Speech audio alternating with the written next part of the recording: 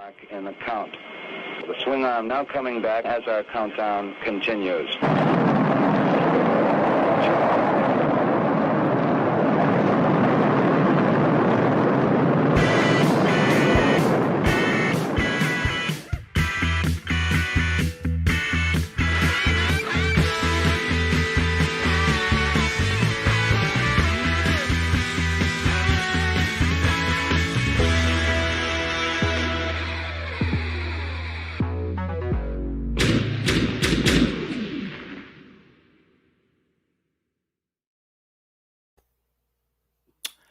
Good afternoon and good evening, everybody. I'm Brick Something, and you are watching the Brick Something News Live. And today I am joined once again by Jeremy Girard of Four Horsemen Studios, Director of Sales and Marketing, as well as LegionsCon co-founder / co-host. Yep. You do a lot of things. I do.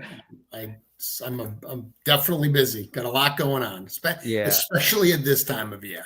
Yes. And so on that note, thank you once again. I sort of like hesitantly approached you because I think at that point I knew I was like, oh man, I'm not going to be going to LegionsCon. I won't be able to sit down with him. But also I've just been sitting in awe, as I was telling you before we started, of just everything that the studio has done this year, as well as everything I know that you've had a hand in this year. And I was like, man, I really want to kind of follow up on our conversation that was back in March. You were neck deep in dragons. It seems like a lifetime ago, but it was, it was like 6 months ago or whatever, right? Yes. It was March, so about 7 months ago. And again, that alone was at a moment of the studio's life where you all were doing something unprecedented, like this massive figure. And I say unprecedented for the studio, but also for toys in general. I mean, I think a lot of just toy collectors maybe never even like held a Legions figure were paying attention to this campaign. So no small thing, Jeremy. No small thing. Cool. I mean, it was interesting when I was out at San Diego Comic-Con this year, like meeting people who told me that like Beyithirr is going to be their first Legions figure, or it was the first one they had purchased. Wow. Or hearing, I remember seeing an interview that Lenny from Hasbro did, and they were talking about big figures, and Lenny was like, yeah, I bought the Mythic Legions Dragon, because how could you not? So it's amazing how that particular figure crossed, I think, some boundaries and got some people who were toy fans to just say, this is unlike anything I've ever seen. I have to get this. But I mean, that was an amazing point for us in the year. Obviously a great way to, I want to say to start the year, but like when that ended, there was so much left to come throughout the year. And that's kind of where we are right now. Yeah, that's what I was going to say. And then after that, he took a break and rested. No, he didn't, because man, it just kept coming. So so I'm glad that you came. I know this is a busy time of year, but I was like, no, you know what? I really, if I shyly shoot him an email, it's like, hey man, would you, I know you're busy, but would you? And I'm really glad that you're able to do it. So thank you. We are basically a month out now from LegionsCon. And I know yesterday I posted, this is the time of year where every Saturday I post the countdown. And every day that I do that, Eric Treadaway messages me and he's like, stop. Like, dude, stop. Like, literally stop posting that because you're freaking me out. Because obviously this is crunch time for us. But yesterday was 5 weeks away to us opening the doors on LegionsCon 2025. Oh, man. Okay. So with that, that's the context today, folks. We talked back in March, and I wanted to recap. It's been roughly 7 months. Sorry. At that time, I also want to say thank you. I was reminded this morning, I was watching New to Mythic. Shout out to Schmerber and the crew. And someone mentioned the dragon of the underworld, or the pillar of the underworld. And I was like, oh, so I put in the chat. And I was like, yeah. And where did Jeremy mention that. And that was here. So thank you was. again for that. That reminded me. I was like, oh my God, that was was an amazing, as a Legions fan and as a indie toy fan, that was a huge thing. So, okay. So that's the context, folks. And the plan today is actually do a little bit of This Is Your Life. I think last time you and I talked, we talked about your marketing background and kind of, we were vibing on our experiences in that world and how that informs all the amazing stuff you do. I kind of want to pick up on that and just sort of talk a little bit about all of how that all now gets translated into the work that you do with the studio, as well as just step back and just look at what the studio does as a whole and what it's done for indie toys, period. Because I'll get there. As folks know, if they've watched the Brick Something News, that's me right now. Like, as far as my collecting habits, I'm very much entrenched and excited by indie toys. Four Horsemen have had their hand in some of my favorite stuff that's been coming out or been announced recently, like the Hierophant Entertainment stuff, the Corsair Creation stuff that's coming, Armies of Ashmore. But on top of that, as you highlighted, was that just this Wednesday? What about the indie toy creator?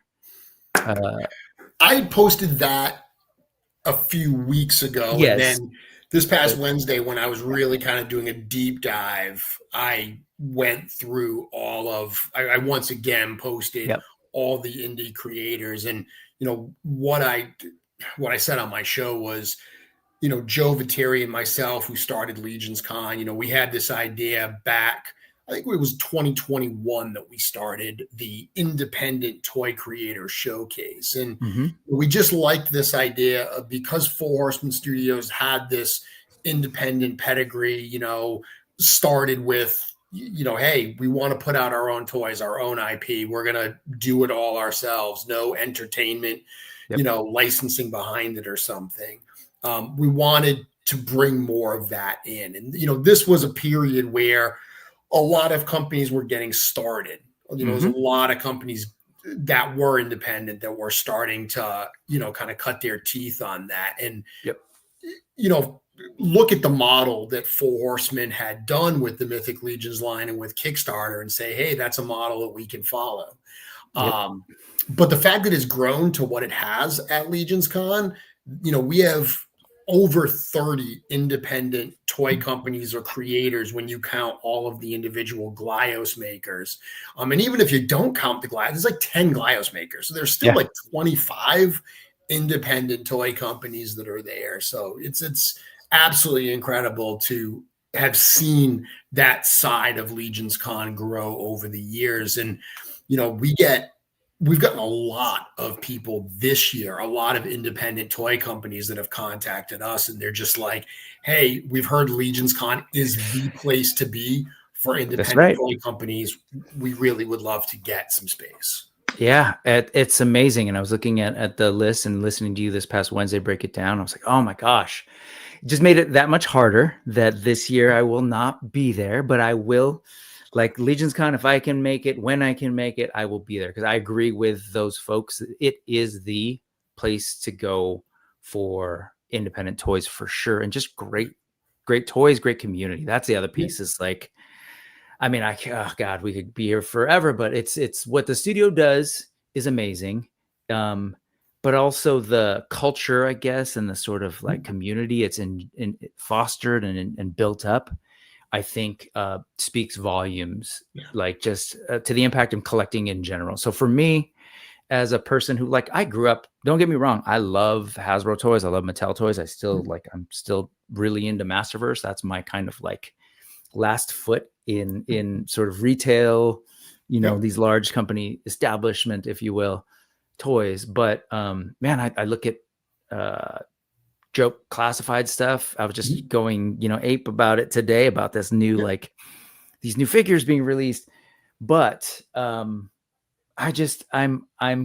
blown away by the new things, and not just the new IP, which I think is amazing. And I think it's what's needed to keep life in this game, but also the technology, the advancements, and just all of it's fantastic. And so here we are. We are going to talk Four Horsemen, I swear, but all of this stuff it's like we're on the heels of, have you been paying attention at all to Wonderfest just this past week? And so it's like the small companies in the domestic side, then coming out of China and some of some of them also in Japan and elsewhere, just like, wow, this game is very different than it even was 5 years ago. Oh yeah, completely. I mean, you look at Mythic Legions. When Mythic Legions started, there were no fantasy figures out. You know, we say this all the time, that the only fantasy figures that were around were Lord of the Rings from Toy Biz. And those were obviously so based on the Peter Jackson movies. And even that, they were really at the tail end of those coming out.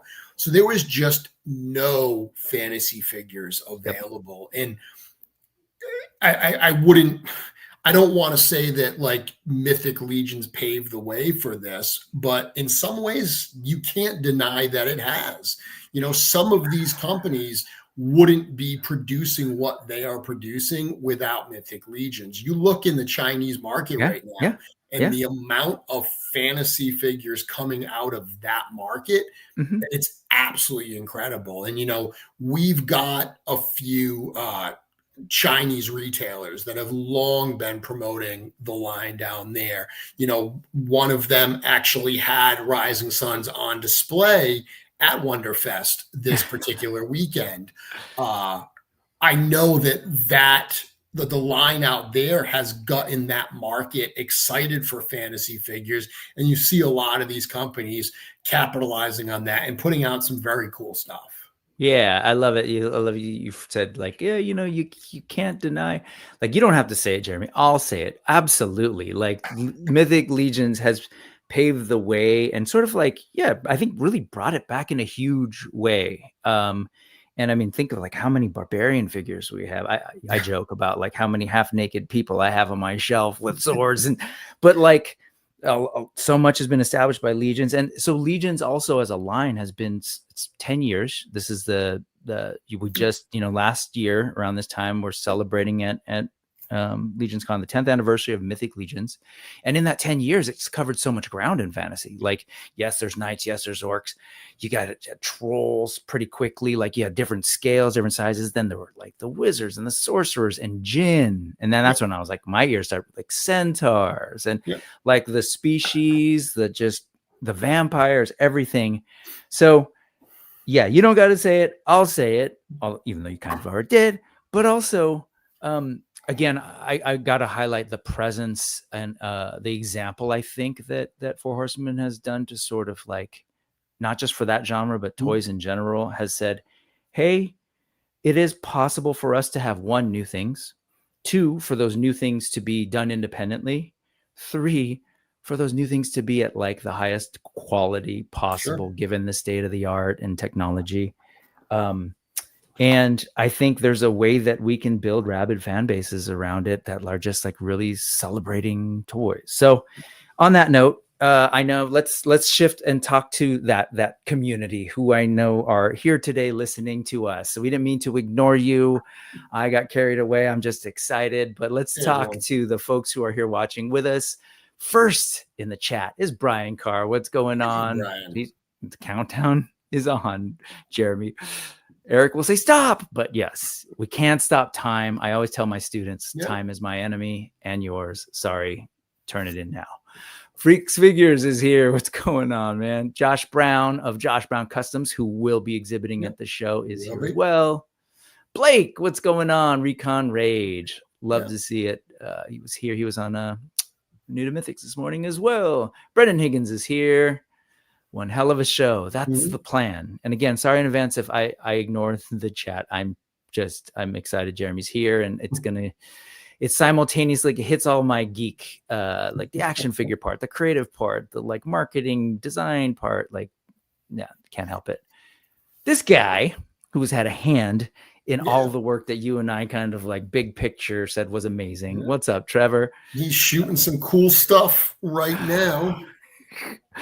I thank you for taking a break. I'm assuming he's pretty frantic and stressed as well, but you He's guys probably stressed because he doesn't have as much of the new wave as he'd like to have at this point. he's like, I'm supposed to be shooting prototypes, right, Jeremy? We're working on it. We're working on it, Trevor.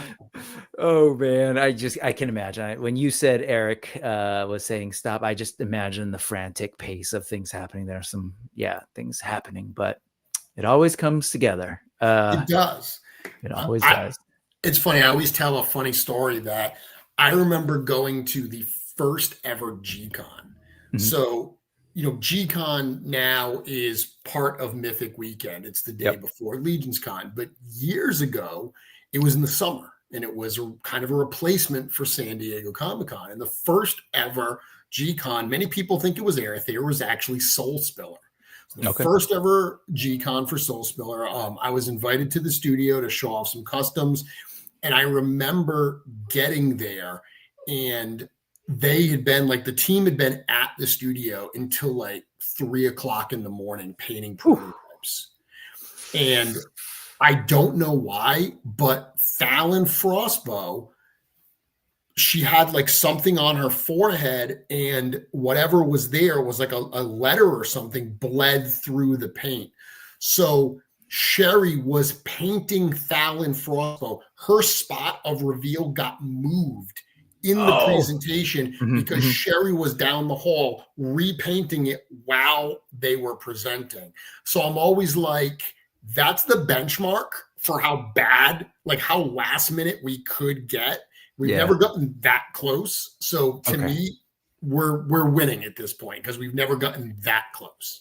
Oh man. And I'll finish saying hello to the folks, but I'm curious. Is it like it's almost like a fashion show. I'm a big Project Runway guy, but so are you now prepared so that you have paints and everything in the back and glue and stuff just in case? Or glue? Yes. Okay. It's at the point now that the team is a lot bigger than it was back then. We're more organized and everything. But at G-Con, the way that we do it is we've got the presentation room with the live audience.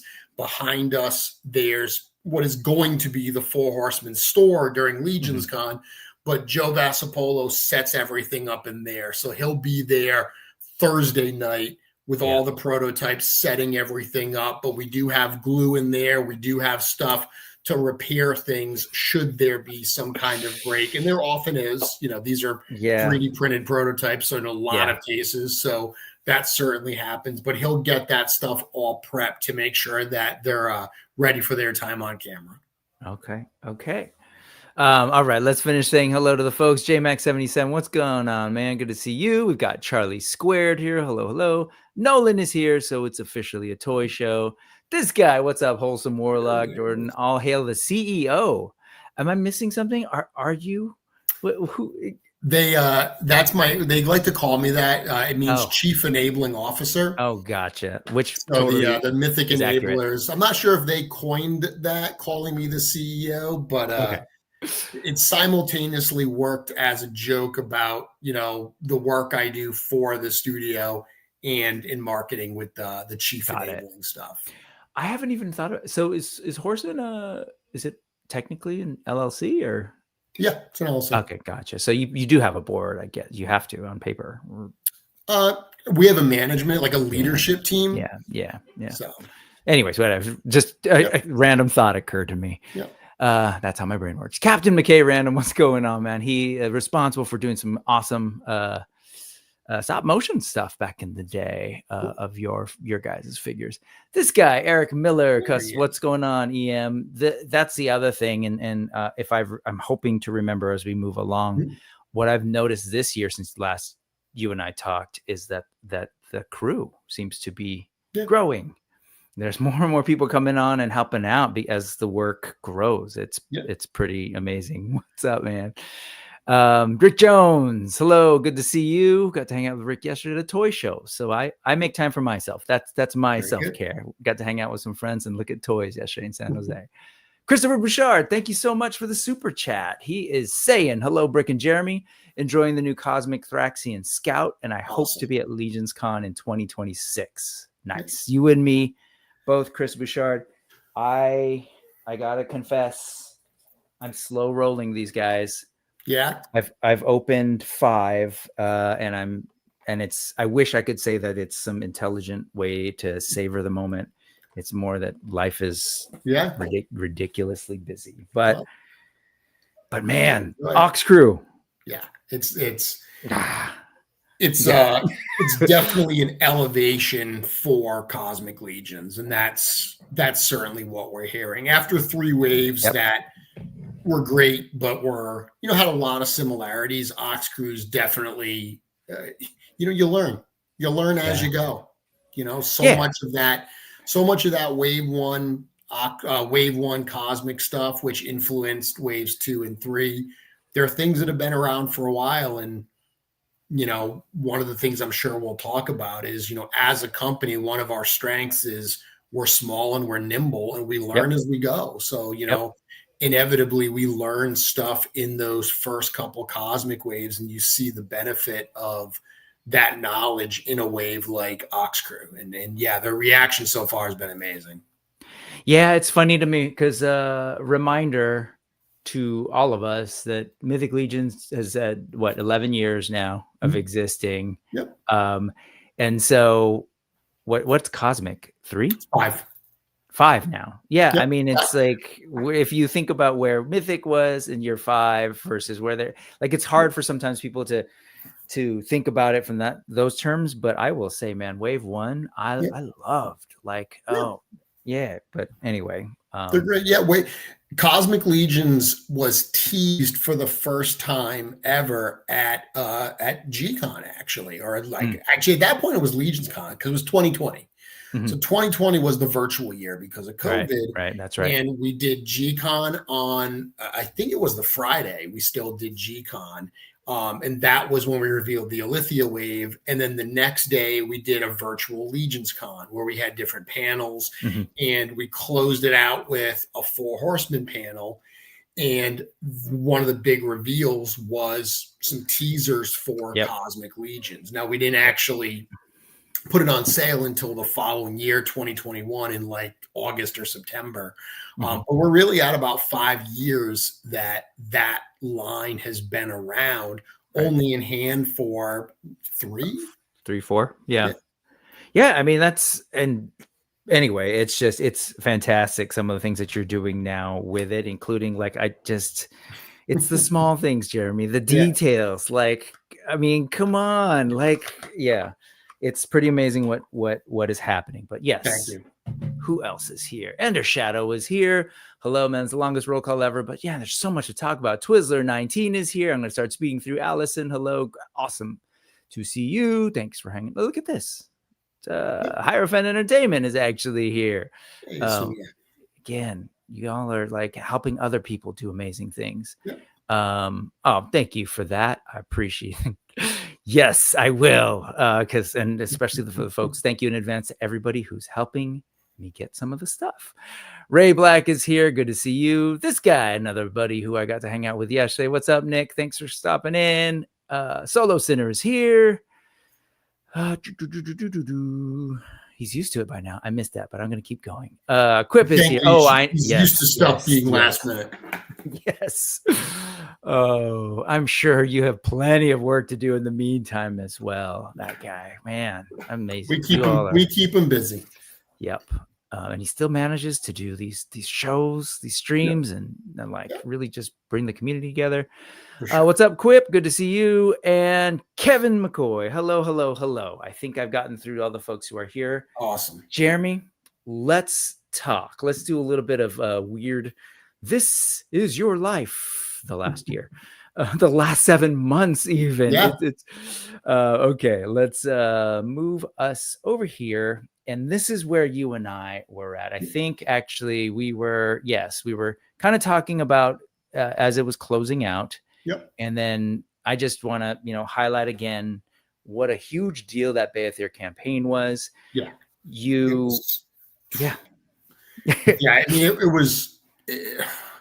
it exceeded our expectations in every way. The final weekend, the final day with the 24-hour telethon and with all of the donations in that final, right. like it just, it was like stepping away from that. We all just were kind of stunned at what we were just a part of, you Yep. know?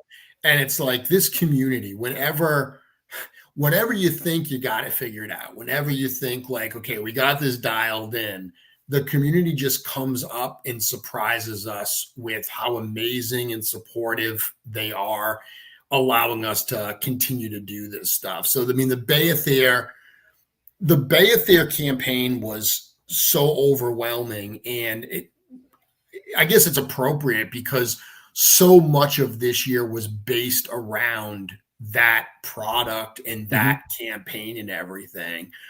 So it was amazing to have it play out the way that it did.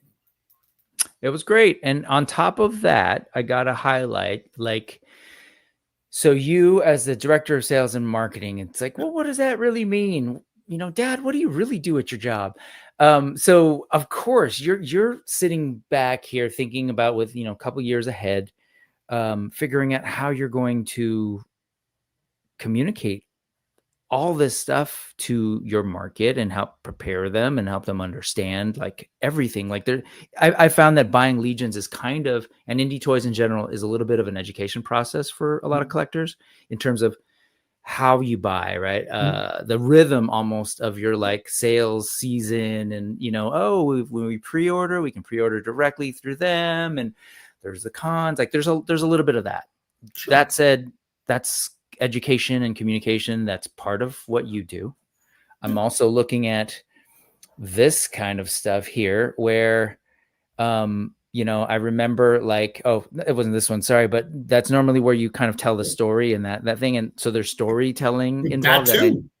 Yep. Like, dude, you just brought up a tariff statement. You're like right. That was part of my right. job. Like part of my job was saying like, communicate. Okay, this was hitting at a time where everybody was like, what is the impact going to be of this? And you have to step back from saying like, this is a super awesome dragon, let's talk about it, to have a very real like discussion of like, hey, this is what's going on in the world. We can't ignore it. This is how we're addressing it. So all of that, everything you're looking at here, Brick, it's all of the writing, all of the actual, you know, physically sharing it on social media and responding to comments. That's all me. But because I have a background as a designer, I do all the visuals too. So, you know, a lot of people I've met over the years that are in marketing, they usually have other people and their team that are doing the actual graphics. I do all of this. So when you look at all the communications, every word, every image, how it gets rolled out, when it gets rolled out, that's all me. Yeah, it's a lot of work, and I think that's amazing. And I understand like part of that too is because of that experience, you're able to have a different, I guess, a real healthy big picture view of it, as well as an understanding of what it's going to take to do it. And so, so you're doing that. You're also like, I'm assuming it's you who's responsible for the website and figuring out, like what's going to be on there, how you now have to, like, these are the little things. These are the things that I geek out on. When you and I talked, you didn't have two of the lines that we'll get to. You didn't have Legacies of Mythoss really in effect yet, and you didn't have Infinite Legions really in effect yet. So part of this is, how do I fit that on the website? Okay, where does that live? And like all of those kinds of things. You're not coding the site too, are you? Yeah, I do. Are you? Okay. Yeah. Well, so the site's built on a platform called Expression Engine, which most people have never heard of it. It's very similar to like a WordPress. Sure. But it's all, I hand built everything. So it doesn't use a template or something. I hand built all of this. So I'm the one that manages all of the website. Any of the posting, any of that stuff, that's me as well. So, I mean, I think it's really great. I think it's great to acknowledge people's work and just appreciate it. And I come at it from the geeky end. So all of this, like thinking about the architecture and, okay, where does Infinite Legions work on now? Like, oh, even this kind of thing of like, oh, well, I guess Graveyard, that's a special project. I know I've been in situations like this, whether on the client side, helping someone develop a site, or working in-house, where it's like, oh, okay, how do we do all this? And so I see it. I appreciate it. I know a bunch of folks do. So you're doing this, you're doing the storytelling. I know you've got books in the works that just, again, to give people some context. And then again, we'll get to this stuff later in the show. But so you and I talked. I gotta say, let's get off the tariff statement. That's the for sure. That's the most not unpleasant fun. of all the posts during that period. Fun. But all of this stuff, man, like figuring out like, oh, how do we show sort of behind the scenes and all the work that's being done on this thing, as well as like communicating.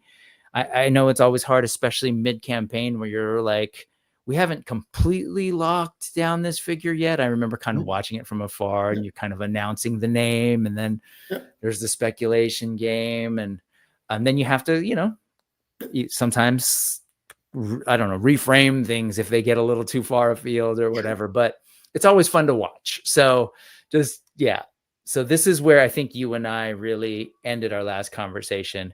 And again, it amazes me to think like, wow, they just did a huge thing. They're going to take a break. And then right on the heels of that, you're just like, oh, but wait, don't forget.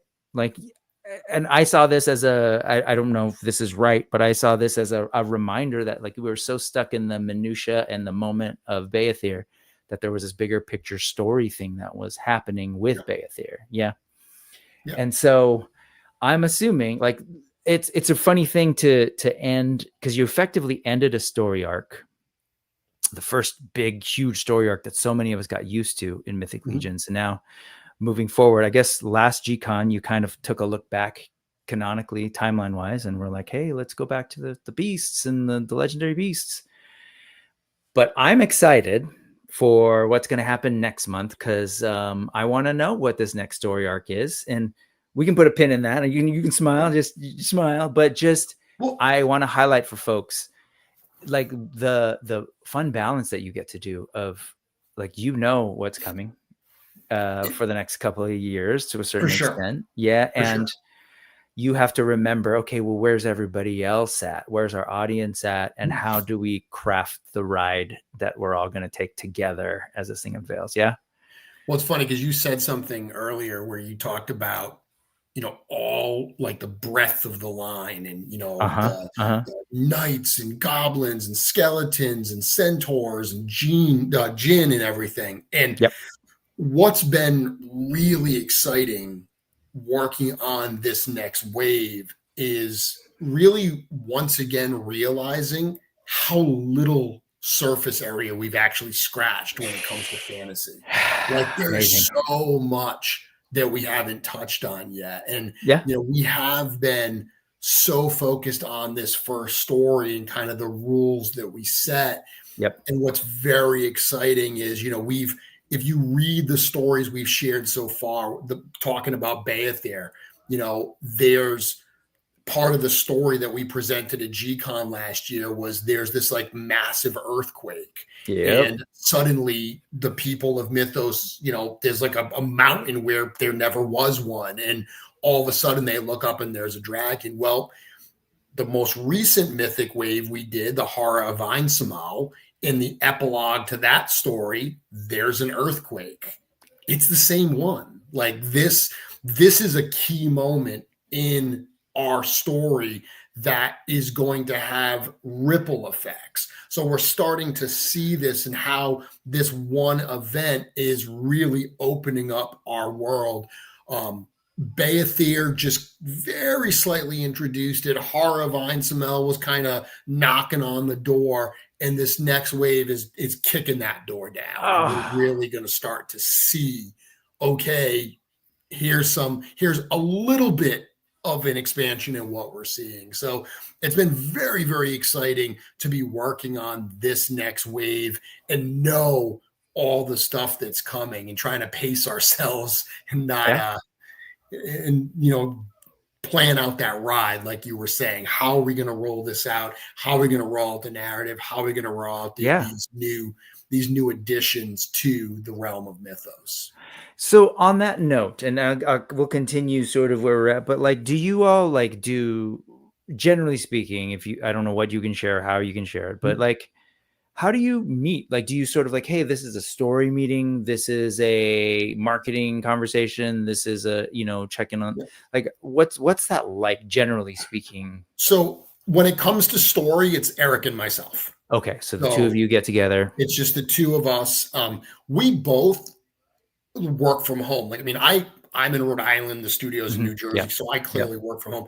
Eric lives 3 minutes from the studio. He works most of his time from home because that's where he's productive. So even though he's close to the studio, we're both at our desks at our home most days. So at least once a week, we talk every day. Every single day, we're bouncing things off each other. But at least once a week, we typically will get on a Zoom and we'll spend, I mean, a few hours just going through stuff and looking at characters, talking about story and going through all that. So, you know, that's how that progresses. And then we've had a few times where we've had like 8-hour sessions where we just plot out like a whole bunch of story. But along the way, as we're getting through that, things always change. So we plot out like, okay, this is what where we're going, what we're thinking. And then as we start getting closer and closer, we assess whether the original idea still makes sense, if it needs any changes or what have you. But that's separate from like the marketing meetings and the business meetings and stuff like that. But are we talking like, well, one, that's awesome to hear. And I hear the flexibility. So to kind of merge that with some of the marketing thing, do you go, okay, so here's our larger story arc. Do you and Eric figure out, okay, this is potentially a story point for a wave, or this is like, how do you, and are you can you share like how many waves you kind of have a sense of what they might be for going forward? Like, do you have like, oh, we think we kind of have a sense of the next 3 waves, or is it further than that? Not further than that. Not even that far. Like we know certain things we want to get to, and we've got ideas for certain ways, but like we don't know that. Okay, I was saying we don't know what the next G-Con wave after this one is, but we kind of do. Like we know it in general. We don't know what the makeup is. Even this wave we're working on right now, like we knew the theme for it.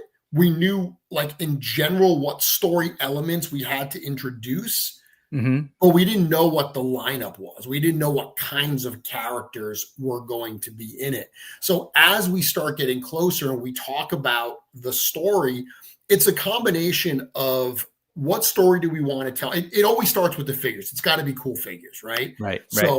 We do talk about what story we want to tell. And then, you know, it's all Eric's creativity when it comes to these character designs. From a marketing standpoint, I will talk about certain things I'd like to see. And I'll be like, hey, this is something that I think the community is asking for. This is something I think would be beneficial.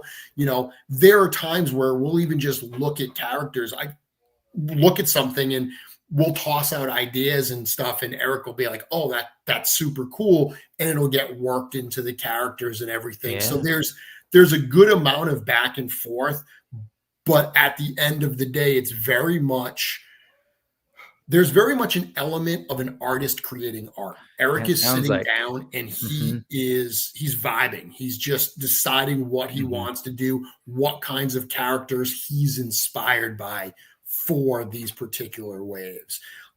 There's a character in the new wave that I totally had a story for. I wrote a bio, and then Eric read it and was like, that's not how I was picturing this guy. And he told me what he was picturing. And I was like, dude, that's even cooler. So then I went and I adjusted how he fit into the story. And there's a ton of back and forth like that to finally hone it in. When you finally see those reveals at G-Con, it's the product of a lot of back and forth collaboration. Yeah. Love that. Okay. Yeah. I've always sort of wondered, like, how does that all wrap out?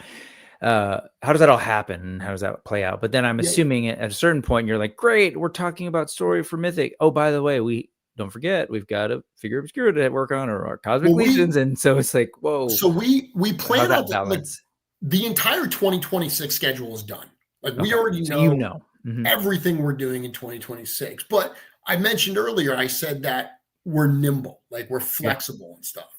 You know, that's one of the things. We're in such a unique and special place because we're big enough and successful enough that we can do things and take risks, but we're small enough that we can change quickly. I'll give you an example. Last year around this time, we did Graveyard Skeletons, right? Right. I've never told this before. Graveyard Skeletons literally went from idea and proposal to painted prototypes to actual sale in 3 weeks. Whoa. Yeah.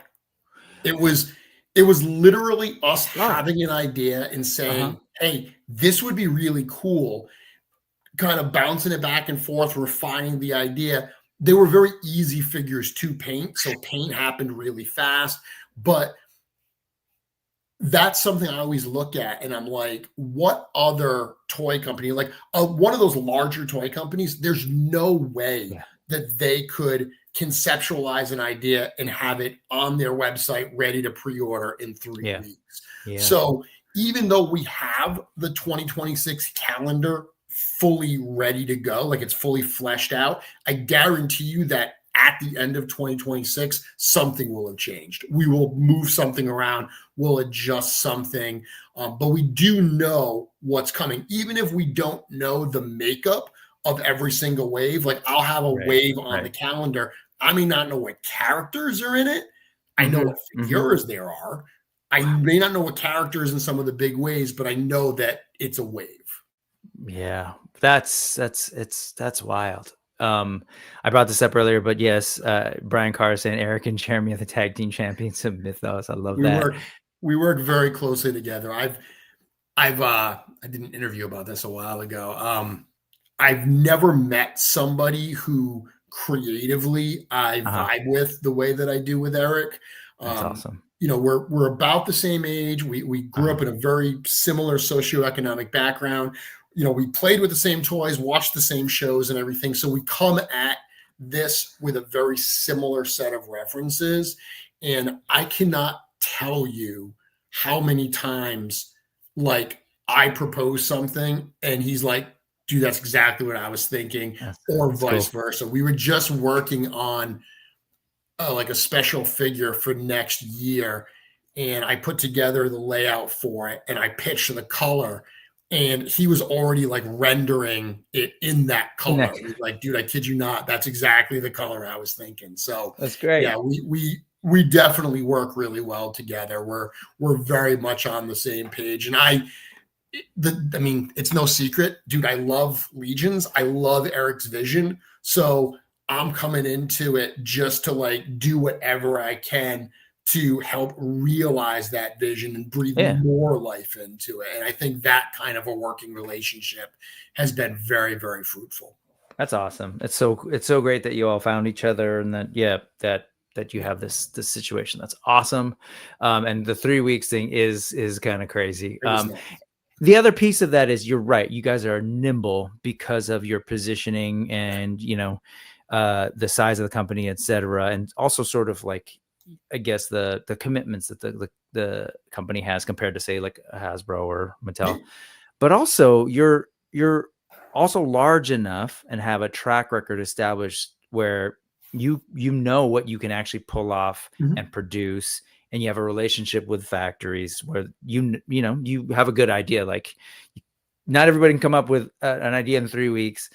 I'm sure everybody can come up with an idea. Maybe, sorry, I don't mean to minimize it, but people could come up with an idea 3 weeks and maybe try and do a pre-order, maybe. But do they know that they can actually have a factory partner who'll pull it off as a whole other thing, right? And fit it into the schedule. But that's the nice part of where you all are at. Folks know I work with Spiro Toys, and you know, Jason has been doing a great job building up Spiro with AWOC and everything. But you know, we're always referencing what you all do as sort of like, this is the gold standard. This is like, and it could be that can be in reference to a design conversation, a production thing, fulfillment and logistics, how you communicate. So, but part of that is because this occurred to me the other day. For some reason, I and many people often forget this piece. Of course, the studio has been around for 25 years. The line has been around for 10, and the others, like, you know, now 5, etc. But in that time, you know, we were talking about the original creators of the company who have had plenty of experience in toys. So it's like they're coming with so much that informs all their indie work, and you know, and so that's a thing that, like, the rest of us, even the new indies, are like Jason and I were just in awe of that. Like, wow, yeah, that's amazing. That's where, that becomes fertile ground for some amazing work. So anywho, let's continue. So I'm excited. Thank you for, like, if folks haven't caught it, there's a lot of great stuff in there. Some teases about what's coming this year, some stuff around G-Con. I'm with Schmerber, man. I can't wait. I will be. Sorry, kids, I'm taking that Friday off, even though I'm not going to LegionsCon, but I'm going to be sitting here watching the live stream. Excellent. I'm sure I'll see you in the comments. Yeah, no, totally. I'm going to, I can't not at least do that. Okay. So we're still on. That was like when we were talking. And then again, it's like, they don't rest on their laurels. You delivered this thing. And I know so many of us had been waiting for these. It's funny to think about your flow, but it's like, on the one hand, we're all excited about Beyithirr, but we're all playing with these figures that we had been waiting for a couple of years and loving. Like, we're still excited about these things that we just got in hand, and all of a sudden it's like, oh my God, there's this other thing. Yeah, teasing. Necronominus dropped at the start of the year, you know, right before the Beyithirr, and I mean, we heard people say, I feel like we haven't focused enough on the Necro wave because everyone's talking about Beyithirr, but we're in a cycle right now between stuff arriving, stuff getting announced, pre-orders, in-stock sales. It's like, part of my challenge is not only figuring out on a schedule what goes where, but even from a communication standpoint, like, just from a pure marketing standpoint, when I announce something big, I want to give it time to, like, percolate. I want to give it time for people to get excited and talk about it and everything. But our news cycle is so rapid right now that it's almost like I can only give something a very short period of time before I have to say, like, okay, cool, but let's look at this next. Let's look at this. There is so much going on. And I assume, I mean, I don't know. I've assumed this. You can tell me if I'm on the money or not. But that's got to feel like, oh man, why are we sort of interrupting this, what should be a celebration, and focus on, say, Necronominus, and then moving on to the next thing. But part of that is also, you guys don't operate in a vacuum. Like, if you're not getting our attention, Hasbro's releasing a Joe Wave or a HasLab or a Marvel Legends or all these amazing, you know, those companies we were talking about, Mithril Action or whatever. So part of it is just like also figuring out ways to cut through some of that and get some of that attention. So I understand it's a lot. Yeah, there's a lot of competition for attention spans and for, you know, dollars when it comes to action figure spending. So, you know, we want to be part of that conversation. And it's also why when we drop something, if someone's like, you know what, this really isn't for me, that never bothers us. Obviously, we want people to love everything we put out, but we're like, don't worry about it. If it's not for you, that's totally cool. It's healthy as a collector to say, you know what, not this one. Because we're going to get you on the next one. Like, the next thing coming, we have such variety with our product lines these days that I'm very, very confident that if one figure doesn't hit for you, something pretty soon is going to. Yep. Yeah, that's where I'm at. But, you know, anyways, I'm constantly just in awe of the state of toys in 2025. That's me and my brother all the time. Just like, I'm at what world did we drop into? We are so spoiled. Okay, moving on. Since then, you are having to tease having to, but like, you know, you get the tease, hey, LegionsCon is coming up. And this was when was this? This was probably April or so. April 11th. And then go ahead. But you look at stuff like that, and I'm sorry, I keep going. I know we got to get through stuff. No, I know, but you bring up stuff, and I'm like, no, I want to talk about that. I know, I get it. Part of what I love doing is these teasers, you know. So this is the first teaser. Enter the crossroads, choose your path. Now, at this point, nobody has any idea about the crossroads set, the idea of the 4 keepers, and you have to choose, you know. So a lot of, you know, what I do is just thinking about, okay, what's going to be a cool teaser to get people buzzed, to get the conversation going, and then to pay it off shortly thereafter once we reveal it, for people to be like, oh, that's what they meant by that teaser. I love when we put those little threads out there, because then we can pull them, and then when everything unravels, you see kind of that big tapestry of what we were weaving. Yeah, it's exciting. It's fun for us too. It's as much as, you know, every now and then you get people who are like, just tell me, but no, it's fun. It really is fun. It's a little bit of that you know, mystery box that JJ Abrams. So teasing Crossroads, teasing LegionsCon.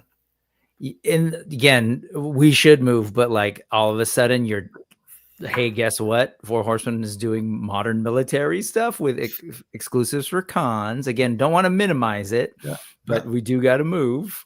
Then this thing, I want to get to this because, man, to me, this is like easily one of my favorite things on my shelf. It is such a beautiful piece of plastic, and I'm just, you know, I'm again, part of my awe that I alluded to in terms of this moment in toys is the kinds of toys we're getting. Yes, highest quality, all of that stuff, but like the subject matter for toys is just so broad now. And so the fact that, you know, you all did a while back, Sun Wukong was huge to me.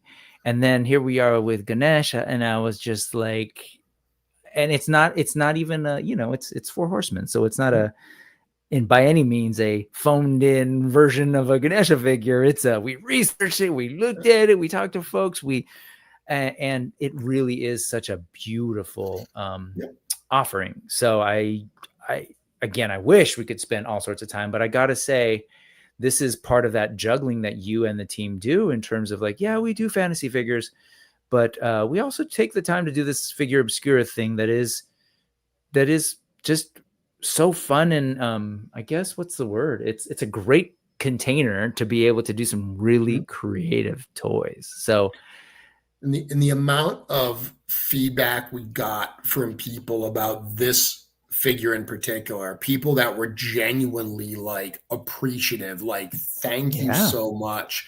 I feel seen, that, you know, something that is so important to me in my culture, that you did such a respectful job of bringing it out. And as a toy collector, the fact that my culture and my hobby are intertwining in such a beautiful way, like, I mean, that's awesome. Like that's why we do this. That's right here. Justin Mohan was saying, you know, thanks for doing the Ganesha figure. I'm of Indian descent, and it's cool. And I am, you know, I'm Filipino. I'm not Hindu by any means, but I'm just excited that we are able to like recognize that there are so many other things now, and we can get these really high quality figures of all sorts of things. Again, I was excited about Wukong.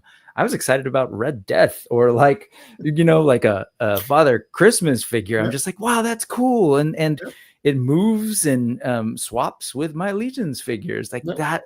It's a really cool thing that you all have been able to do. And I just imagine the marketing feats that happen in the conversations of like, how do we make space for this? How do we make this? We already know that the toy itself is special, but then all of this, the artwork that goes into this, the tease, the experience that's created, you know, it's really cool. But you know this. I think the people watching, they also know this. Go ahead. And the nice thing with Figuras, there's now a rhythm to it. You know, it's like that the teaser on Friday, the sale on Saturday. Like, it's easier when you've got kind of a roadmap for how these are going to run, Mm-hmm. because you don't have to like reinvent the process every single time. So figures they remain one of my favorite weekends. Just anytime we get to drop one of those. That's awesome. Rick Jones is saying Ganesha is figure of the year. I will not argue with that. Although it's a crowded field for sure, man, it's even crowded for you guys. You guys are like creating things that are competing with each other. Yeah.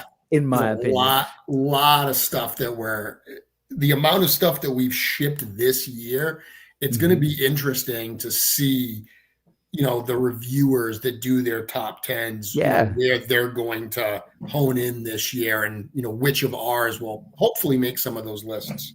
I mean, Bill's got it at Darklair. He's like kind of at some point he resigned. He's like, okay, I'm just going to do the Legions one. And then I have to do a separate like non-Legions figure of the year because there's just so many. I love Rick Jones saying anyone can be a Hindu, even you. Here you go. Somya saying one of my favorite Figura Obscura figures. Absolutely. Yeah, absolutely. And do you know this? Do you happen to know, will there be this little housekeeping? Will there be these on hand? The caveat is always, we're going to bring it to LegionsCon. There'll be a limit to how many we actually bring. So if it sells out, it sells out. But Ganesha will be at LegionsCon. We just had some at ToyCon, New Jersey last weekend. So if you're going to LegionsCon, Ganesha will certainly be there. All righty, there you go, Adam. Go pick it up. Start out, bringing that extra luggage. Okay, so you're doing all that.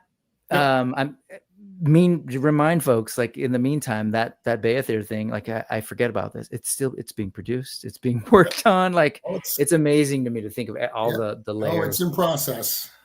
You take the moments to celebrate. I love that too. It is an anniversary year. It's a big year. It was awesome seeing these guys at Intern last year and getting to meet them. But you mentioned, fast forward a little bit to the Indie Toy Showcase.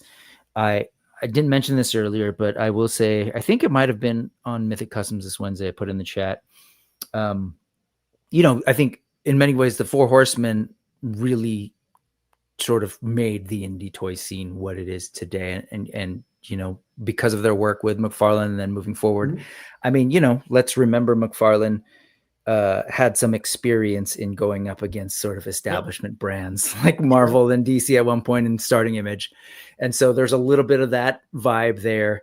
And then, but what I said this Wednesday in the chat was Four Horsemen broke down the door and like for indie toys and held the door open. Like it was like, hey, everybody else, come on in, right? Hierophant Entertainment, Spiro Toys, just come on in. And I love that about these guys. It speaks to the fact that like, yes, they have a business. Yes, they want to be successful in that business, but also like in talking with them about non-Legions things and having the opportunity every now and then last year, they're fans and they're excited. When Cornboy came to, and when you separately came to the Spiro Toys table and we're just like, oh my God, what's this? This is the one I've been waiting for. And, it was a really cool reminder about like who these guys are.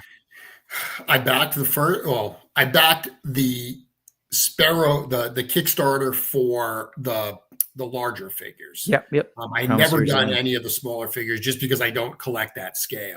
Same. And I absolutely backed the most recent one. I'm so excited for some of the figures from that new wave, those new waves, I should say. But yeah, we're fans. We're toy fans as well. I mean, you say holding the door open. It's because we want people to make cool toys. That's that's absolutely a huge part of this. So I mean, I think the other thing too that I'd like to think that people have gotten from Four Horsemen Studios is not only being able to follow the roadmap of how we like put stuff out and all that, but I think how we carry ourselves, because to me, that is one of the biggest differences between some of the other companies and these independents. The fact that you can go to a show and walk up to that table and see Jason behind that table and talk to him about the story he's creating and the characters he's creating,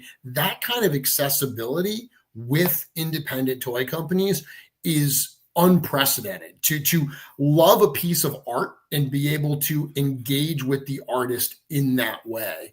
Yep. So much of my collecting these days is stuff where I have a connection in some way to the creator.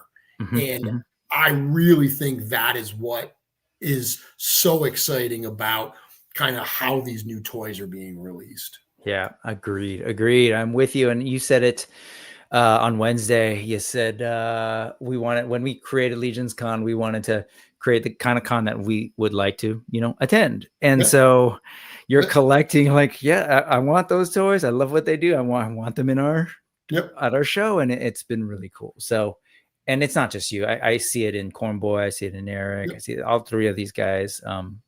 Yeah, that's amazing. I'm so happy for them. But then, like you teased it and then you revealed it. And I think at this point I want to shout out David Williams as well, who I know played a role in this. And I mentioned, I forget if this was before we started or after, but it's been growing, right? Since like before we talked in March, the Cosmic heads packs and those pieces came out. And it was awesome to hear you bring on Eric in that announcement, Eric Miller, who's done some amazing work with custom stuff. Some of my favorites, because I'm a big Disney fan. I've just been attracted to the stuff that he's done. But to then see him come on at that point and say, okay, I'm here, I'm painting, and that's amazing. And now David Williams, who I know, essentially, I guess, inspired / I don't know how you frame his Buzz Off tribute sort of figure being worked in, but he then collaborated with you all to make that an official release. And now he played a role here. And I just think it's interesting to me to remember that as you grow and you guys are doing so many things, there's a need to involve sometimes other people. And you have created like a fertile ground of people to bring on in the fan base, and all these amazingly talented people that are in this the Cabal and elsewhere. So shout out to David. You get to a point with some of this stuff where there's so much going on that we are still a small organization.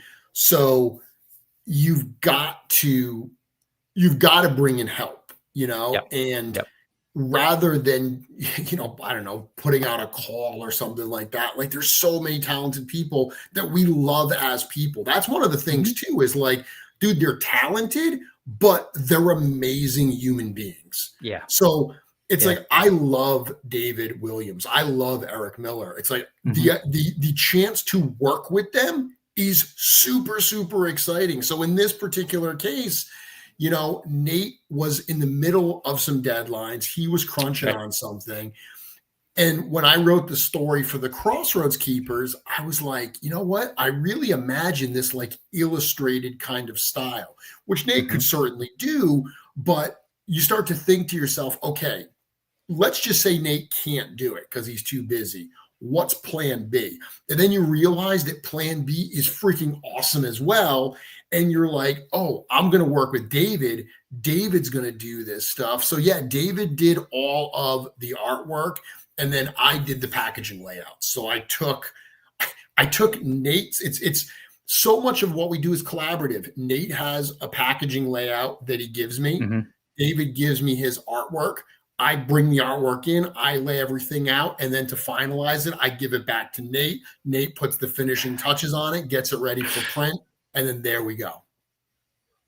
Yeah, it's great. Yeah. And you said they're great people. That's also important. Like, you can find some really great talent to collaborate with, but if you don't sort of like establish that rapport and that kind of working environment, then it kind of doesn't matter, the talent, because there's going to be stuff in the way. But I am trying to pull up his illustrations. I know they're here somewhere, but they're fantastic. Those would be, so the illustrations would be a lot later in the feed, because early on, I remember seeing just showed the 4 characters.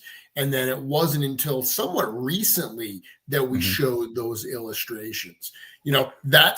That's one of the tricks of the job too, is I'm so excited. I want to show everyone everything. I just want to be like, look at how cool this is. Because I mean, that's part of the secret of my job is I love doing this because I genuinely want to share this stuff with people. Like I'm so jazzed on it. And the way that I get more excited is by sharing it. Yep. But you got to think like, okay, wait a minute. If I give them everything right now, I won't have anything for later. So planning out what gets revealed when. But yeah, this is David's artwork that he did for the Crossroad Keepers. Yeah, it's really great, and happy for David. His work is fantastic, and now being able to actually have it on product, I think it's really cool. I love that he said when you did the reveal, he's like, man, the palette and the style of figure 2 is one that really resonates with his sort of personal style, which is so cool. But yeah, they're fantastic. These are going to be gracing the packages for the LegionsCon exclusives that folks can get at LegionsCon. I've got a couple of friendly birds. Some of my West Coast or, closer to this side folks who are going to be going can bring them back and, get them to me. The figures themselves are amazing. And I just, again, we could talk forever. We should move, but I will say there's also a story involved here and a story conceit that has to work in a larger thing. And guess who gets to figure that out? And that's this guy. And it's a really cool thing, man. That's really fun. A story within a story. The last thing I'll say about these is amidst all those other things I get to do, I do actually get to design some of the figures as well. That's awesome. This set, these 4 characters are my favorite things I've gotten to design for the Mythic Legions line. Yep. Without a doubt. These I'm really, really fond of. That's so cool. Is that so? Do you think is it the figure themselves? Is it the fact that you kind of created also the story? Is it the combination? And what is it about the combination? Because I've done that for a number of figures. Like these are certainly not the first characters and stories that I've woven together.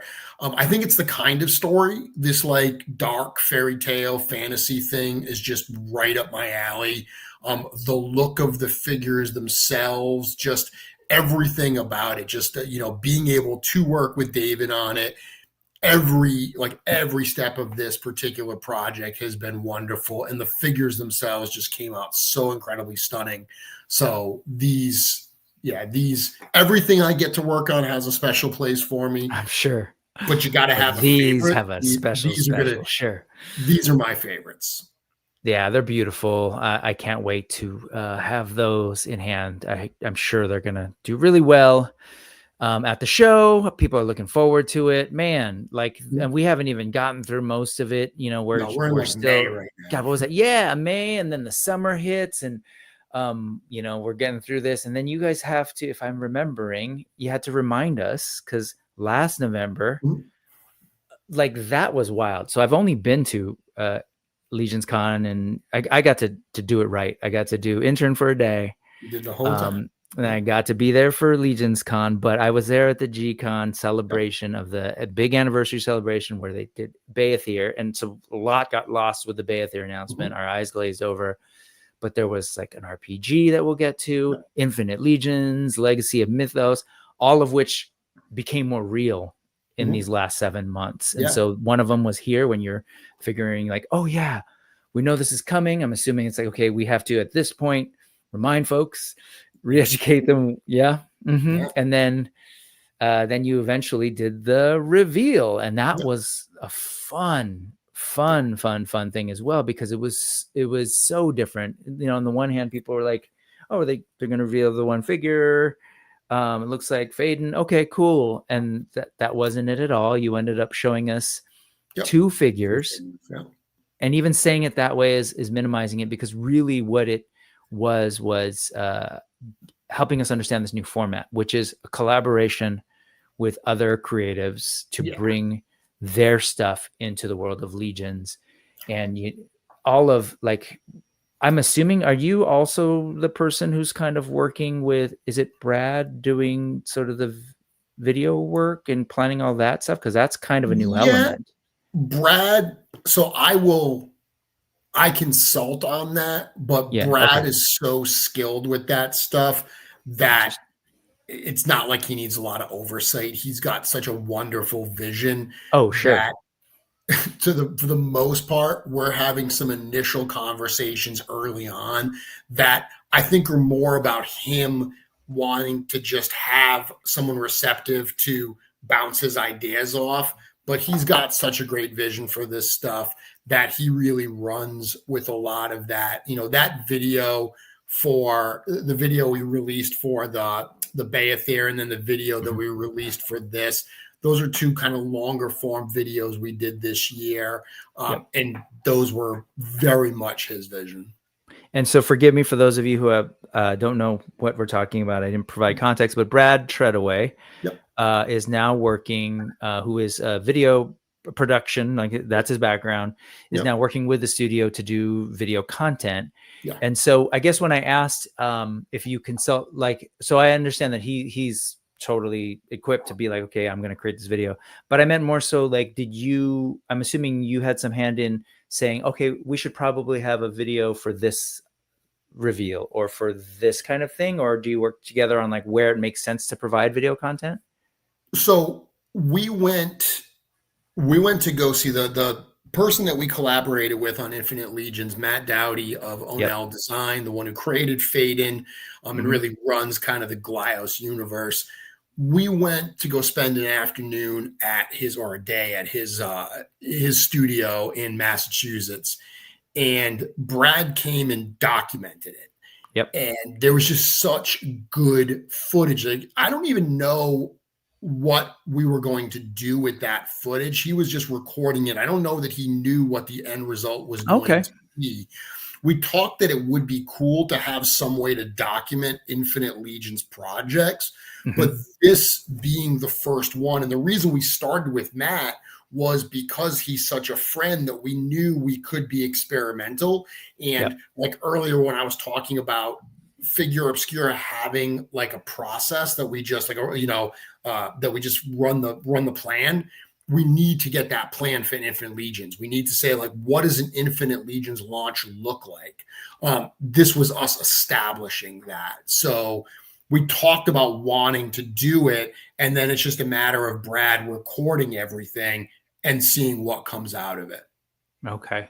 So it's really, he's kind of playing a little bit of a documentarian role of the studio. I remember at G-Con being like, oh, hey, the camera got it. Like they want to capture this moment. And part of me can't help but notice the meta thing. I was like, oh, he's positioning at the end of this thing. Like, oh, all of a sudden everybody's in the room. And I was like, okay, something's happening. But it's great. So you've got him filming things, and then after the fact, kind of figuring out what can we turn this into a little bit. It sounds like that. That's great. And these are, like he did a lot of filming at LegionsCon last year, and a little bit of not a spoiler, but little something coming. We're getting ready to drop another short documentary specifically about LegionsCon. So last year, with it being, such an anniversary year, we were like, hey, we want to document this. We want to get a lot of footage. He did some interviews, earlier in the year, knowing that we were going to put together some kind of a piece of content around LegionsCon and the anniversary celebration. So we have ideas at a high level. We record it, but there's some stuff that we've thought about doing that when we get the footage, it ends up not being what we expected and it becomes something else. But this is one with Infinite Legions, documenting those projects. That's something that we had the goal of doing early on. And then it ended up being such an impactful little piece of video. That's great. And, and now that we have these great, obviously there's channels like this one, there's YouTube, there's here IG, that it's another great way of presenting information. And again, the documentation piece, I'm a bit of a documentary nerd. I love it. I love seeing the sort of process. There's key moments in there that are just really, that just are super informative, and I love it. So folks definitely should check those out.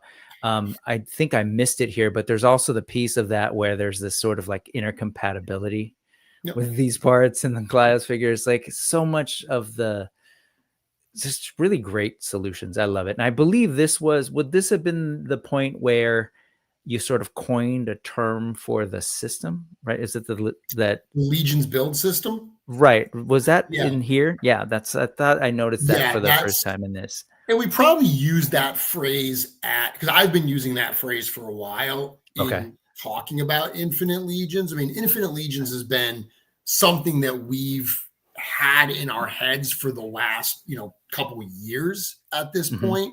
The name Infinite Legions has existed, and we just were figuring out when we're going to go forward with it. But yeah, that Legions build system, this would have been the first time we really started talking about it. And Infinite's an interesting brand for us because early on we had to explain what it was, and then people still got the wrong idea. They thought it was Glyos done Legion style. And it's like, well, no, this project has obviously a very Glyos flavor and connection to it, but the next one may not.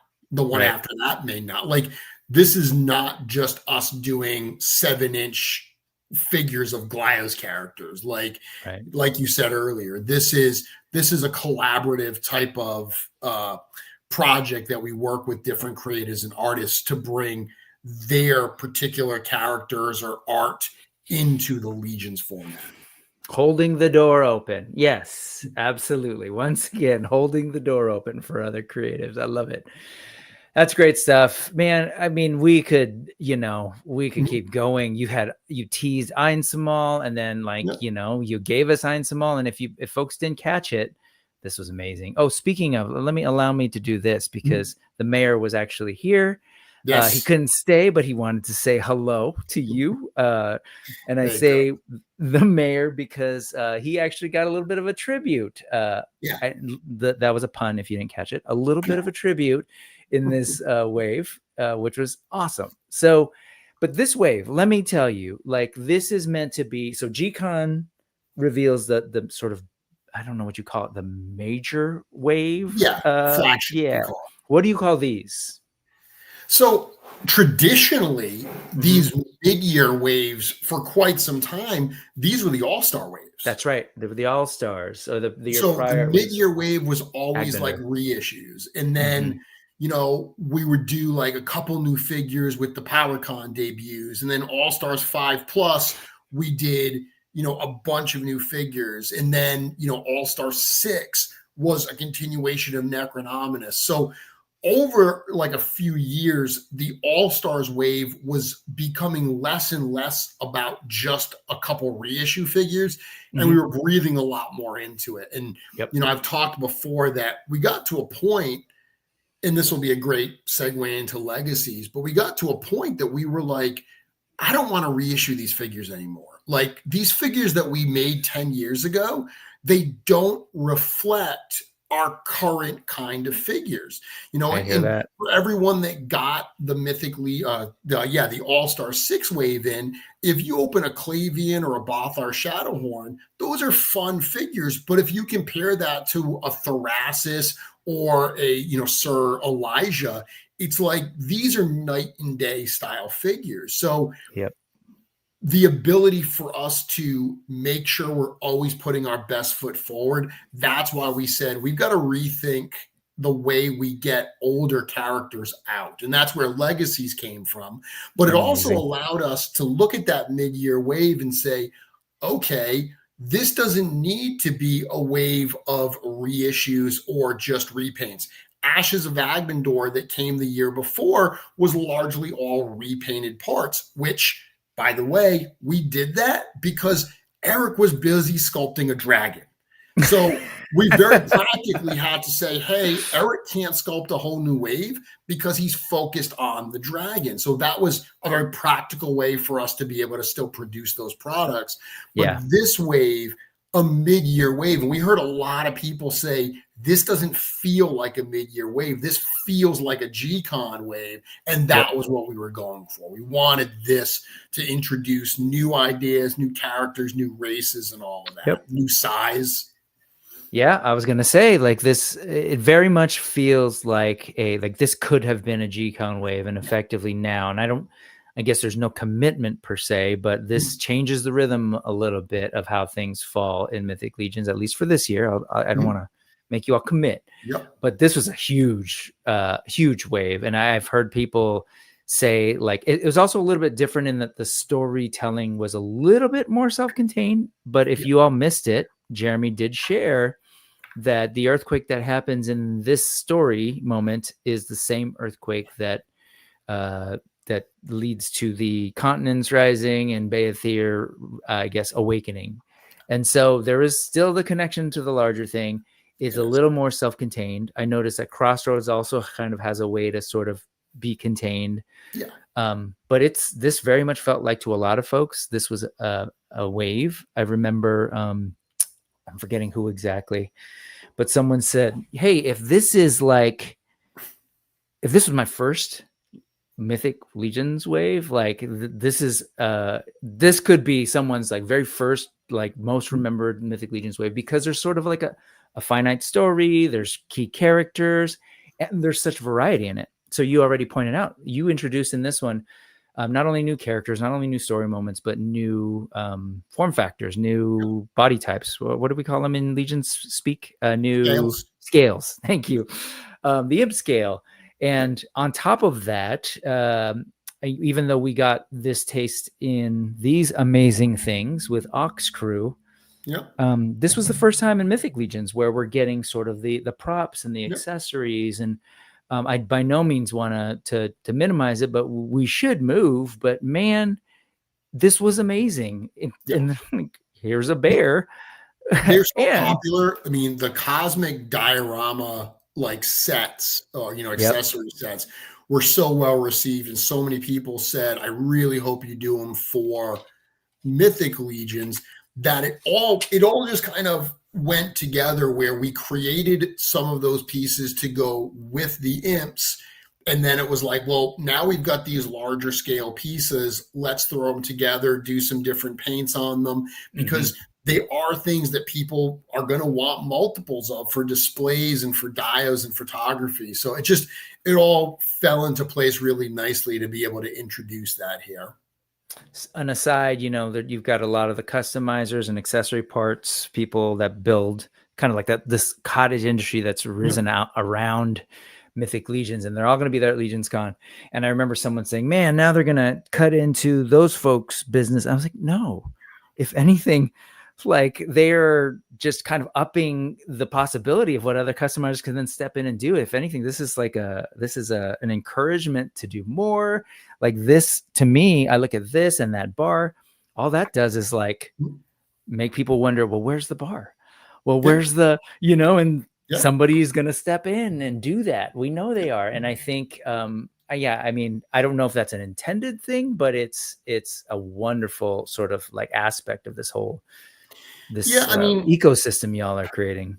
So we love the fact that there are creators making amazing stuff. At the end of the day, we've got to put out the toy line. So, there's going to be times where we put out something that steps on somebody's toes. It's inevitable. Like the only way to prevent that is to say, okay, well, all these creators, you can't play in our sandbox anymore. We don't ever want to do that. Like we want to support that. But like you just said, we put out all this stuff. I saw a lot of people saying like, oh, I wish you would have given us like tables and chairs, so we could actually have them at the I'm literally wearing my Einsamal shirt at the Einsamal Inn and Public House. That's a great opportunity for diorama creators to say, hey, they've just given us a setting and a bunch of props. I can build around what they've given us to really flesh that out. Yeah.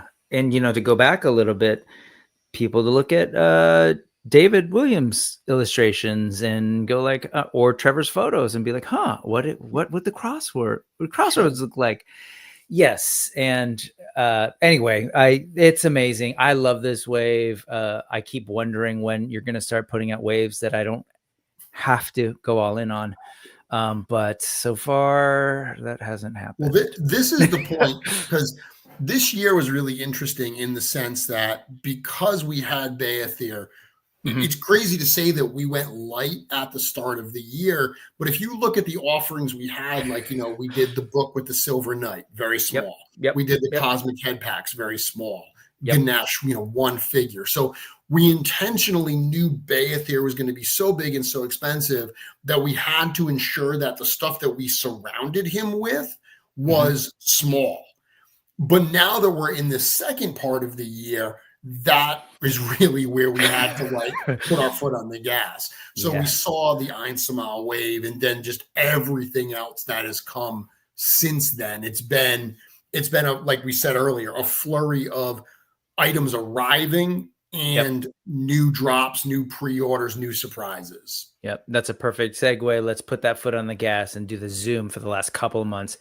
You did in the summer, went back to SECC. I know Four Horsemen have been there in the past, but Mythic Legions was there in a big way, launching and talking to people about the RPG in a huge way. That's going to be coming soon, but we got the first SCCC exclusive from Mythic Legions, which was amazing, and I'm not shortchanging it, but we are moving. There's a shirt here that Jeremy's wearing right now. Look at that synergy. We got these, and man, I can't tell you, they're just amazing figures, and that's all you're seeing. As you've said, like I'm watching these reviews, and people are like, "Wow, this! Oh, okay, now I get Cosmic Legions and what it can be." Which I don't know. Fine, they can say that. I think it's been amazing since the beginning, but and then I'm trying to, what am I missing? You mentioned the book. You mentioned a figure for the book. Man, you guys, it's so much in a good way. And I think collectors need to make their own decisions about what they can and can't do, because it's a lot. I get that. But there was one other thing. Oh, and of course, the other new toy line that you guys are basically doing, Legacies of Mythoss. Yep. And so you reveal those. Oh gosh, can't forget Jersey this. Devil, which Jersey Devil just arrived at the studio at the end of last week, so those are shipping now. Yep. Ooh, I can't wait. That's going to be great. This video, by the way, again, Brad's work. I love it. Some of that shot right there, I put it in the thumbnail because it's so beautiful. And then your Armory Experience, we're doing a whole new thing. It's like it just keeps coming and coming. And I know you've had a role in this. I'm totally zooming because there's a place where I want to land in the last couple minutes.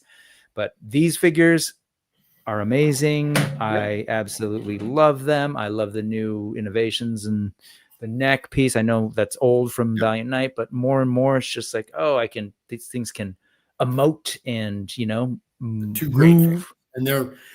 And so we did the in-stock drop of those, which is where you got that one. We tried something different, again, being nimble.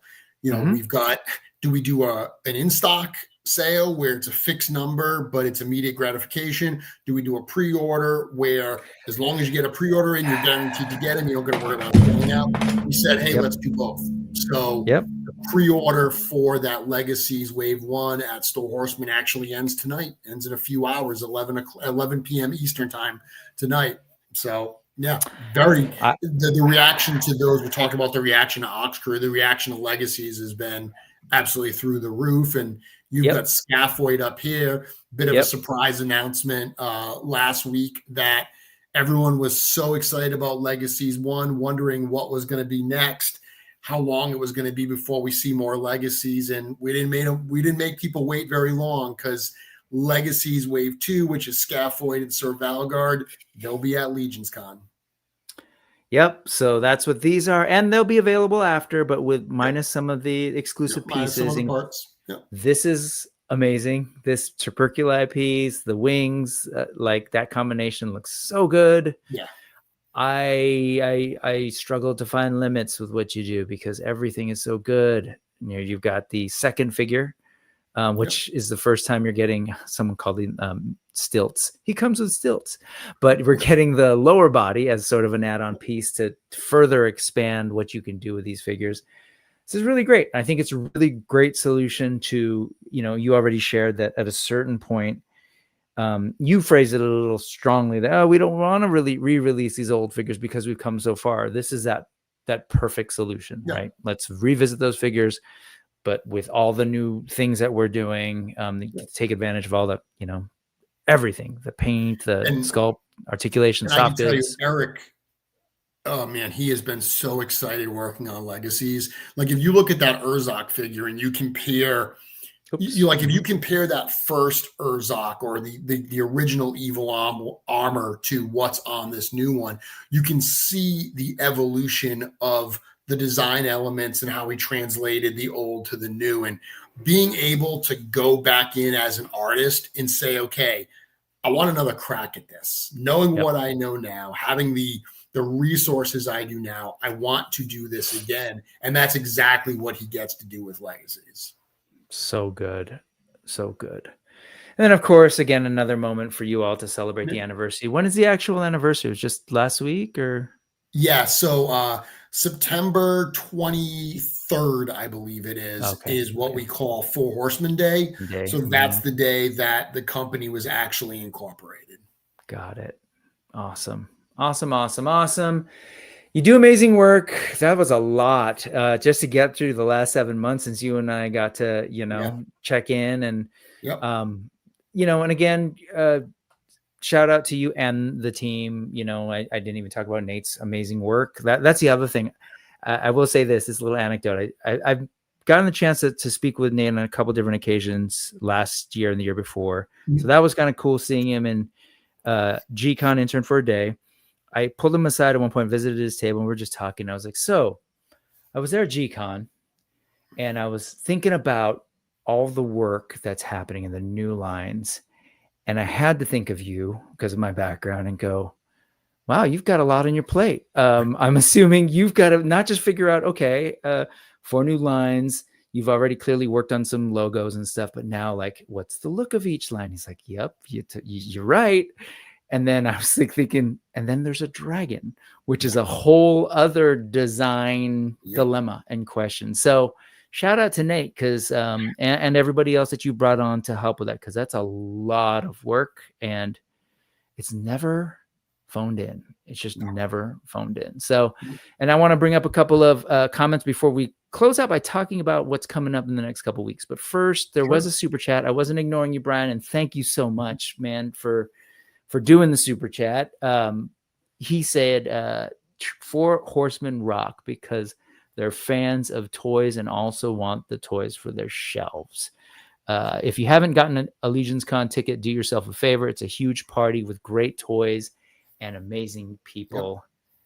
And that brings us to the party that this guy helps organize and has been doing so for how many years now? Has this been going? So since 2019. 2019 was the first year. So a couple of those were virtual, as you alluded to earlier. So only 2020 was virtual. Okay. And that's right. G-Con was the one that was just like a 3-hour like hangout after ToyCon New Jersey. 2020 was the virtual one. In many ways, 2021 feels like the first true LegionsCon because that was the one that had a figure. That was the Sir Gerard figure, but that was still a single day. Like that little figure? What's up? Oh, that little figure? That little figure, yeah. Okay. But that was still a single day, and it was still tied into ToyCon New Jersey. 2022 is when we broke free, had 2 full days and stuff. So every year, the last few years that we've been at the same location, that's one of the nice things going back to talking about having a process and we're just running the plan.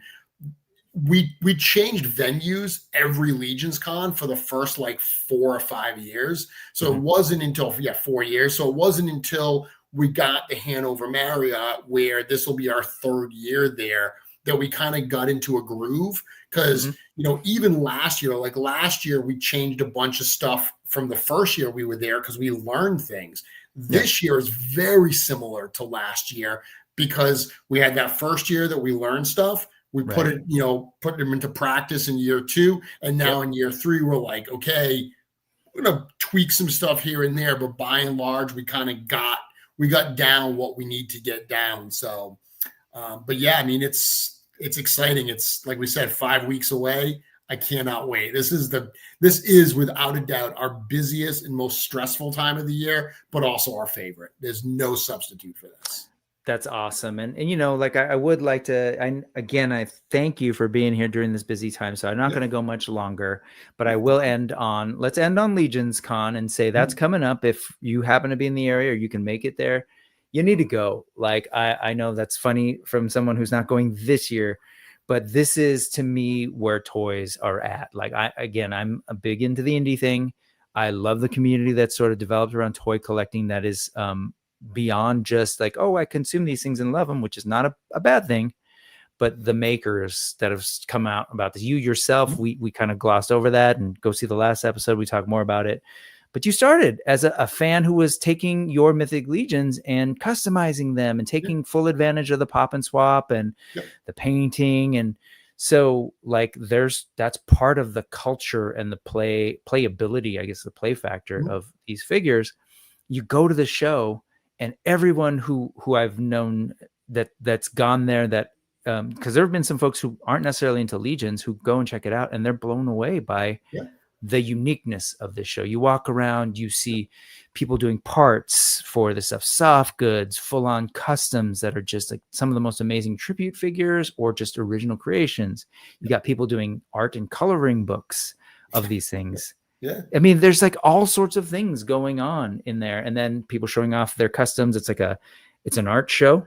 Yeah. It's you can buy stuff. You got folks like D Blake Makes who are like bringing, you know, like supplies for your shelves.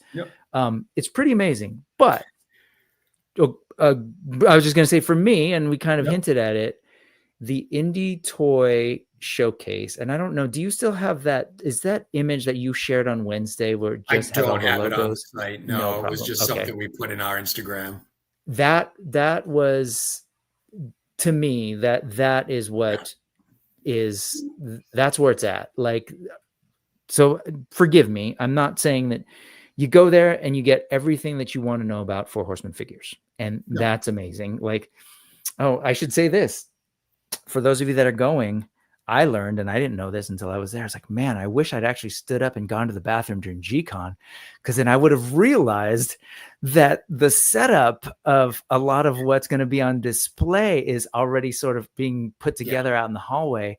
And some of the figures that like are still coming in prototype form are out there in these beautiful displays. The Cosmic Legions, Ox Crew Book 2, you know, of course, Beyithirr is being set up, and there's all sorts of great things. But I was just like, I was genuinely taken aback by that display and looking at the dios and the sort of vehicles.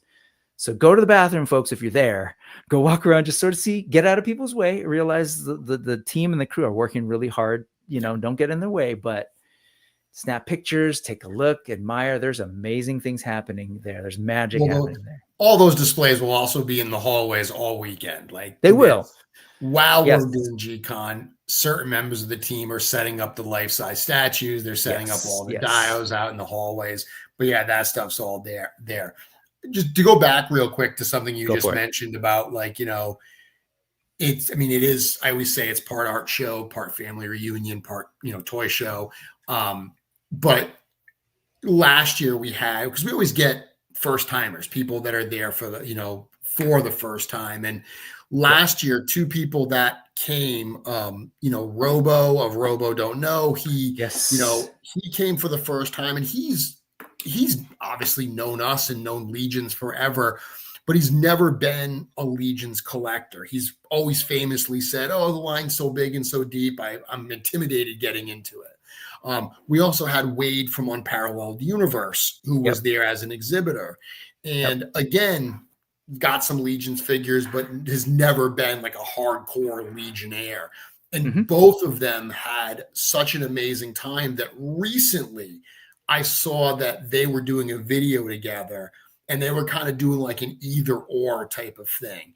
And Wade said, you can either go to LegionsCon or San Diego Comic-Con. Yep. And Robo said LegionsCon, and Wade agreed. And I was like that right there blew me away. The fact that there are people, and it's again, it's a testament to the vibe of that show, is like, even if you're like, yeah, I'm not a huge Legions collector, I've got a few of them or whatever, it is just a great place to be. between the indie toy companies, between the other sellers, between all the art that you can see, and just the vibe of being in that creative space where everyone is just geeking out about toys. Absolutely. And I will say, and I know Robo's going to be there again this year. Wade's going to be there this year. Yep.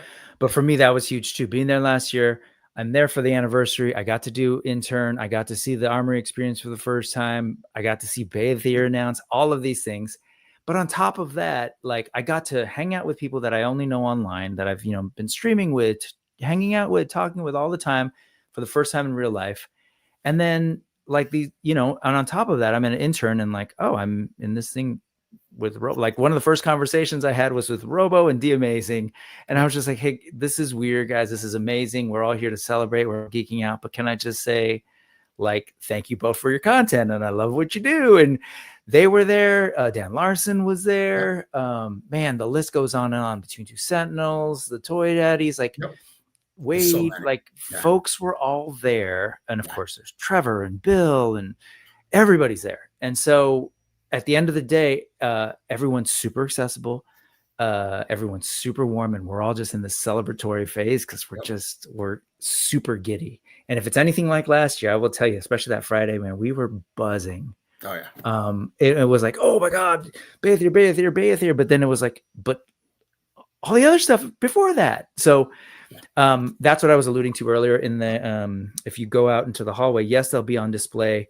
They're setting them up, which is cool. I got to see, the dragon being sort of set up, but also the Reign of the Beast stuff. You get a real up close look at these figures, and it's an experience. I'm with them. That's an easy no brainer for me. I've, been to San Diego Comic-Con in my life, but LegionsCon all day, every day. At this stage in my life, if I could magically go to LegionsCon every year and a Wonderfest Shanghai and Tokyo, magically, if I could do those things, that's all I need. But LegionsCon on top of all those things because of the community. And so let me just end with this. The only thing I will say that's different about this was the original one that I shared a couple weeks ago. The one I shared this past week was slightly different.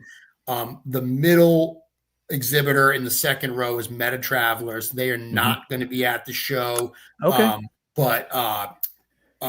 Skeletron is going to be at the show. So Skeletron got added after I made that original map, and I just replaced the Meta Travelers logo with that. So that's the one change. But everything else that is on there, and even just seeing the breadth of those different types of companies gives you kind of a sense of that. It's amazing. Like thinking about all those folks that are going to be there. These are the folks that like have gotten a lot of my monies in the last couple of years, and things that I haven't even gotten in hand yet, but like I know they're being made. So I'm happy to see folks like Grindhouse Toys there, Realms of the Tide there. We've got Brutal Realm is now going to be in the big room, which is amazing. Same with From the Realm. Of course, Sumia. Like all of these things. This is great, and for me, thank you to you for creating this space with LegionsCon, you and Joe, and also the Four Horsemen for continuing to like really embrace this kind of stuff, because I think it's doing a lot for toy collecting, period, like truly. And so I'm sad I won't be there this year. I will be watching all of it from here. I'll be watching G-Con. I'll be waiting for my friends to be uploading stuff, and we'll be talking about it virtually, and I'll talk about it on the show. So I hope it's a great show. I know, like, if folks didn't catch that, he did all that stuff the last 7 months, and now he's doing the stuff for the studio, but then LegionsCon is kind of its own separate beast with a lot of overlap, and it's a lot of work. Let me just check on some of the comments. I know there were a couple of things that I missed. I know that there are sort of question stuff, and I apologize to folks if I'm ignoring that. This really isn't sort of the, hey, what about this? What about this kind of thing? So I would just say, look out for maybe Mythic Customs. You're going to do that this Wednesday and every Wednesday up until the show? Yeah. Okay. So every Wednesday leading right up into, Mythic week. Mythic Conversations is always the way we kind of kick the week off. So absolutely be doing that. And then, of course, I'll be at LegionsCon all week, so you can ask me questions there. There you go. So that's the place. You can ask him some of those questions that you have about, hey, what about this figure? Or, what about this in Cosmic Legions? Shout out to E. McNeil. Love this dude. Thank you so much for becoming a channel member. I will share this. This is Adam, who works with Spiro Toys and also Space Zombies from Mars. Not to mention that 4-H also sculpt for other brands and help others with production. Absolutely. I missed that point. Yeah. But like when I said you look at that list right there, and some of those companies that are new at LegionsCon this year. I mean, Grindhouse Toys, Chris is running production for them. Realms of the Black Tide. Yep. We're sculpting those, running production. Sumya and his line. Yep. Sculpted those, running production and stuff. So we definitely, that is an additional side of our business where we not only support some of these other indie companies, we genuinely help them make their toys. 100%. And I thank you as a consumer and fan of good toys for the hand that you all are having in making this part of my life a very happy, fun one. So I think that's a great place to close it out, man. Let me I'll end with this comment. 33 days to LegionsCon. And so I'm curious, what does Jeremy do this week? What's the big thing that you're working on? Just to give us a sense of like, God, how do you manage? That's what I'm still trying to wrap my head around, Jeremy. How do you manage all this stuff? So the Legacies of Mythoss pre-order ends tonight. Okay. And then I'll catch my breath. Tomorrow morning, I'll wake up. I mean, it is October. So. Oh, yes. I mean, I feel like there's a place I need to go tomorrow. Okay. Maybe a graveyard. I don't know. Maybe. We'll have to see what tomorrow brings. But I have other stuff to do in October, needless to say. But yeah, the march to LegionsCon. So we've got some other fun. We've got some other fun stuff coming even before we get to LegionsCon. It's juggling. You're juggling. And then it's like, oh, here, catch this. I mean,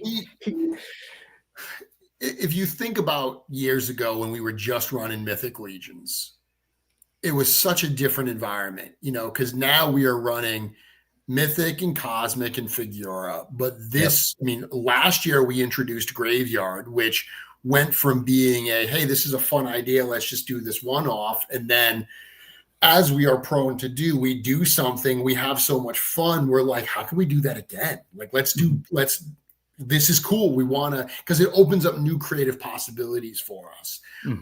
So Graveyard is a thing. And then Infinite Legions. And I mean, Legacies of Mythoss is an offshoot of Mythic. But that kind of has its own thing. Oh yeah, and we're doing a role-playing game. So there's a ton of planning and work going in to getting ready for that, because that's going to kick off early next year. We're going to be doing the Kickstarter for that. So a lot of stuff going on, but it is, I wouldn't have it any other way. It's all so exciting. It's all just so much fun, and it all works so well together. And I'm just blessed that I get to help bring this stuff to our fan base. It's great, man. And I hope if anything, I'm not trying to come off as like, kiss brown nosing up to this guy. It's because I genuinely appreciate what he does, what the studio does. And there's part of my brain who just wants to ask these questions and be like, do people realize you're doing this and this? And it's not just about Jeremy, but it is. So thank you. But it's also just like all the human labor and creativity and work that goes into these things that I think sometimes just gets lost in the sauce, So I appreciate you for all of that, man. I will not be there, but I'll be watching from afar, and I'll be on probably all of the streams that you're on, sharing things. I'm about to step out this door, and we're going to decorate for Halloween. So I'm really curious to see what might be coming. What's going to be coming. What might be coming. So good luck to you, man. And thank you so much again for making the time. Thanks for having me. It's a good chunk of time. So thank you. Happy Sunday to you. happy to Sunday to everybody else. Come back next week. I've got an awesome artist coming through. But what do you have going on this week? Let's just, you can skip tomorrow. I think that's well teased. Just so where can folks, follow up with you and ask you those questions that they want to ask this week? Yeah, I mean, just from a very practical standpoint, it's closing out one sale, dealing with the retailers, figuring out what's going to come next. And this is the time that we are putting all the finishing touches on everything we're going to reveal at G-Con. So that is, in addition to all the LegionsCon show activities, there's all, planning for Intern, planning for G-Con and everything. So right now, about Intern. Yeah, it's a lot of writing. It's a lot of, not only bio write, actually the bios are done, but it's, writing social posts and everything. We communicate so much that just writing all that stuff and making sure that I have my cadence in order so everything can go off the way that I have it planned. And even just communicating stuff. We've had so much arriving at the studio. Like I mentioned earlier, Jersey Devil and the head packs are shipping and Ox Crew just finished shipping. So it's all just a matter of letting people know what's going on and communicating that. So that'll be my week, is just continuing to spread the good word on what's happening in the world of Four Horsemen Studios. Thank you. And sorry, specifically Wednesday, what time? Mythic Customs. 7:30 p.m. Eastern time. Thank you. Got it. So 7:30 Wednesday. You're going to want to tune in for this one. I may just have a very special guest again this week. Whew. Man, it's coming. And, I'll close with this. I was at the toy show yesterday talking to a fellow Legions fan, and I said, hey, Jeremy's coming on.